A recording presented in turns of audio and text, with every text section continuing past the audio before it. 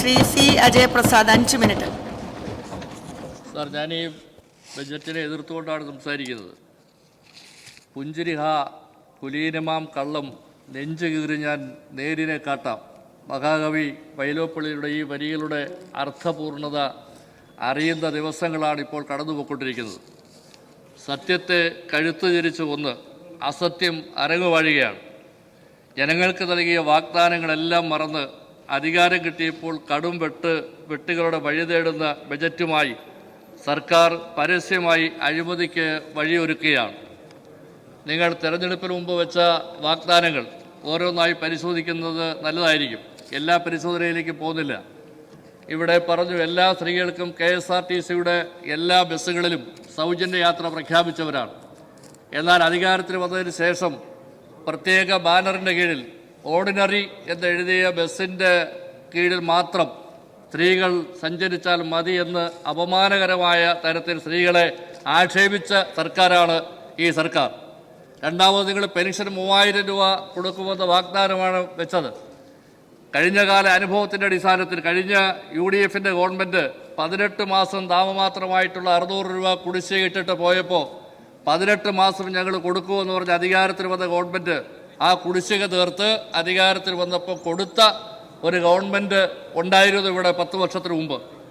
എന്നാൽ അതുപോലെ തന്നെ ഈ ഗവൺമെൻറ്റും ചെയ്യുമെന്ന് പ്രതീക്ഷ അർപ്പിച്ചുകൊണ്ട് കേരളത്തിലെ എല്ലാ പെൻഷൻകാരും പോയി ഇത് കേൾക്കാനിരുന്നു ബഹുമാനപ്പെട്ട മുഖ്യമന്ത്രിയുടെ പ്രസ്താവന. പക്ഷേ ഇതൊന്നും കേൾക്കാതെ അവർ നിരാശരായി പോയ ഒരു കാര്യമാണ് നമ്മൾ കണ്ടത്.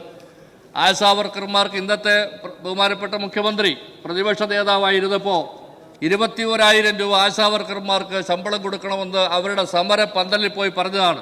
എന്നാൽ അദ്ദേഹം മുഖ്യമന്ത്രിയായതിനു ശേഷം ആ 21,000 രൂപ കൊടുക്കാൻ തയ്യാറായോ? നാമമാത്രമായിട്ടുള്ള പൈസയാണ് ആ കാര്യത്തിൽ കൊടുത്തിട്ടുള്ളത്. ലൈഫ് പദ്ധതിയുടെ വീടുകളില്ല. ഇതൊരു പുതുക്കിയ ബജറ്റല്ല. ഇത് മന്ത്രിസഭയിലെ ബഹുമാനപ്പെട്ട ഒരു മന്ത്രി പറഞ്ഞ വാക്ക് കടമെടുത്താൽ ഇതൊരു തൊരപ്പൻ ബഡ്ജറ്റാണ്. LDF സർക്കാരിൻ്റെ അവസാന കാലഘട്ടത്തിലെ 20% തുക അനുവദിച്ച പദ്ധതികൾ തുരന്നെടുത്തുകൊണ്ട് പോയിരിക്കുകയാണ്.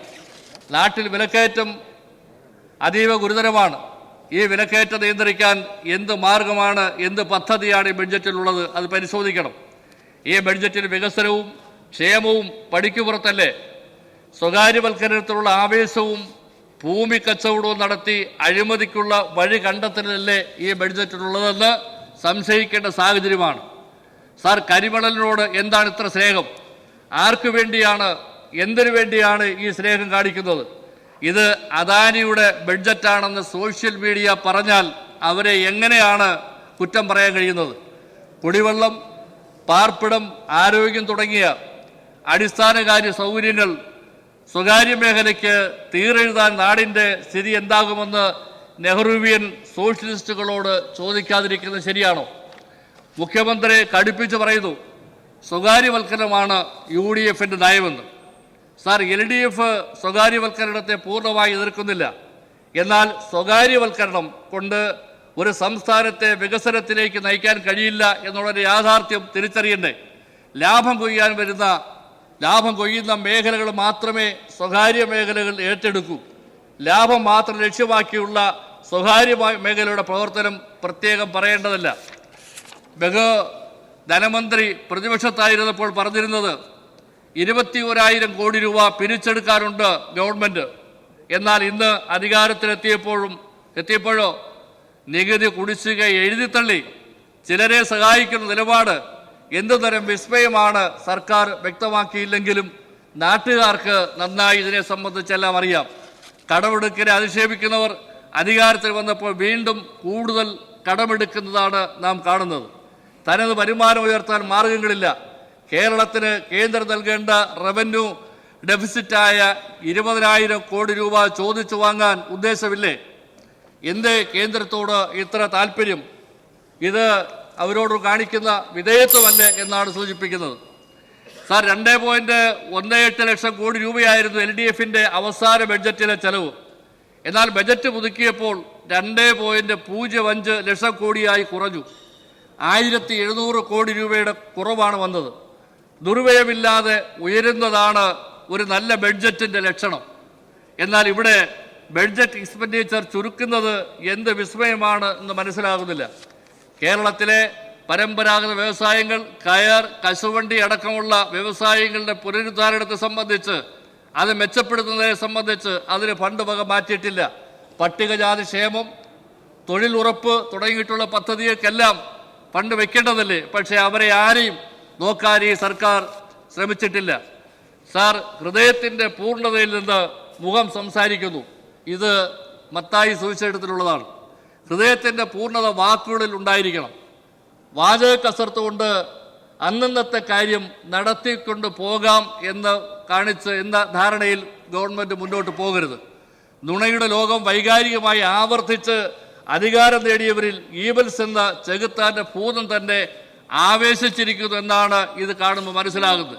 അതുകൊണ്ട് സർക്കാർ എല്ലാ വിഭാഗം ജനങ്ങളുടെയും വിമർശനങ്ങൾക്ക് വിധേയമാകുകയാണ്. UDF സർക്കാരിനെതിരെയുള്ള സമരങ്ങളുടെ വിസ്മയം തെരുവിൽ ആരംഭിച്ചിട്ടുണ്ട്. രാഷ്ട്രീയ പാർട്ടികളുടെയും സമുദായ സംഘടനകളുടെയും മാത്രമല്ല, പ്രബുദ്ധ കേരളത്തിൻ്റെ മുഴുവൻ ജനതയും, ഈ കേരളത്തെ മുഴുവൻ ജനതയും UDFൻ്റെ വീതം വെപ്പ് മനസ്സിലാക്കിയിട്ടുണ്ട്. ആ വീതം വെപ്പിൻ്റെ അടയാളമാണ് ഈ ബഡ്ജറ്റ് എന്ന് പറയാൻ ഞാൻ ആഗ്രഹിക്കുകയാണ്. സാർ, ഇവിടെ ഇടതുപക്ഷ ജനാധിപത്യ മുന്നണിയെ സംബന്ധിച്ച് പറഞ്ഞു. ഇടതുപക്ഷ മുന്നണി ഒരിക്കലും പരാജയപ്പെടുന്നതല്ല. ഇത് ഈ നാട്ടിലെ സാധാരണക്കാരൻ്റെ, പാവപ്പെട്ടവൻ്റെ, കർഷക തൊഴിലാളികളുടെ, വീടില്ലാത്തവൻ്റെ, കൂരയില്ലാത്തവൻ്റെ, നീതി നിഷേധിക്കപ്പെട്ടവൻ്റെ മുന്നണിയാണ് LDF മുന്നണി. അതുകൊണ്ട് ആ മുന്നണി സംവിധാനത്തെ പരാജയപ്പെടുത്താൻ കഴിയില്ല. എന്നാൽ താൽക്കാലികമായി ചിലപ്പോൾ തെരഞ്ഞെടുപ്പിൽ പരാജയപ്പെട്ട് കാണും. ആ പരാജയം സംഭവിച്ചതുകൊണ്ട് ഇനി ലോകത്ത്, ഈ കേരളത്തിൽ ഒരിക്കലും ഇടതുപക്ഷ മുന്നണി അധികാരത്തിൽ വരത്തില്ല എന്ന ധാരണയിലേക്ക് പോകുന്നത് ശരിയല്ല. അത് ആ കാഴ്ചപ്പാട് UDF തിരുത്തണമെന്നാണ് അതിനെ സംബന്ധിച്ച് പറയാനുള്ളത്. സാർ, ഒരു കാര്യം കൂടെ പറഞ്ഞ് അവസാനിപ്പിക്കാം.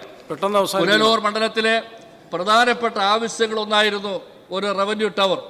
കഴിഞ്ഞ ബഡ്ജറ്റിൽ അത് 10 കോടി രൂപ വയ്ക്കുകയും 2 കോടി രൂപ അത് 20% തുക ബഡ്ജറ്റ് ഉൾക്കൊള്ളിക്കുകയും ചെയ്തു. എന്നാൽ നേരത്തെ സൂചിപ്പിച്ചതുപോലെ അതും തുരന്നുകൊണ്ട് പോയിരിക്കുകയാണ്. ദയവായി ആ ബഡ്ജറ്റിൻ്റെ മറുപടി പറഞ്ഞുകൊണ്ട് കേരളത്തിൻ്റെ ബഹുമാനപ്പെട്ട ധനമന്ത്രി പറയുമ്പോൾ ആ റവന്യൂ ടവർ കൂടി അതിൽ ഉൾപ്പെടുത്താൻ ആവശ്യമായിട്ടുള്ള തീരുമാനം ഉണ്ടാകണം എന്നുകൂടി സൂചിപ്പിച്ചുകൊണ്ട് ഈ ബഡ്ജറ്റിനെ എതിർത്തുകൊണ്ട് ഞാൻ